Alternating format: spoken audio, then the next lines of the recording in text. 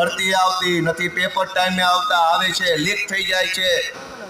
હું તમને ગોપાલ ઇટાલિયા નવો ચૂંટાયેલો ધારાસભ્ય વિનંતી કરું છું કે આવો રાજકારણમાં તાલુકા, જિલ્લા પંચાયત, નગરપાલિકા, ગ્રામ પંચાયત તમારી રાહ જોઈ રહી છે. રાહ આવો રાજકારણમાં બધા, આવો રાજકારણમાં ક્યાં સુધી સત્યાગ્રહ છાવણી ઉપર બેસશો? અને સત્યાગ્રહ છાવણી પર બેસીને કરેલા ઉપવાસનું નોંધ કોણ લઈ રહ્યું છે? આ તમારો ભાઈ ગોપાલ ઇટાલિયા. હમણાં થોડા વર્ષ પહેલા જમાદાર હતો, પોલીસ કોન્સ્ટેબલ તરીકે નોકરી કરતો હતો.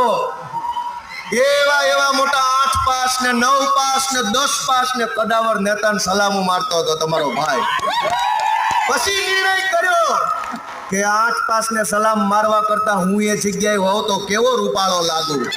મેં નિર્ણય કર્યો કે નથી કરવી આ નોકરી. હાલો રાજકારણમાં.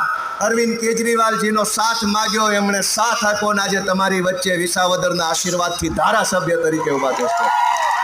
હું તમને બધાને વિનંતી કરું છું કે નથી કરવી નોકરી. હટાવો 8 પાસ ને બેસો એ ખુરશી પર. તમને પણ ડોક્ટર બાબા સાહેબે અધિકાર આપેલો છે દોસ્તો. ક્યાં સુધી લાચારી કરીશ? આવો રાજનીતિમાં, આમ આદમી પાર્ટીમાં જોડાઓ.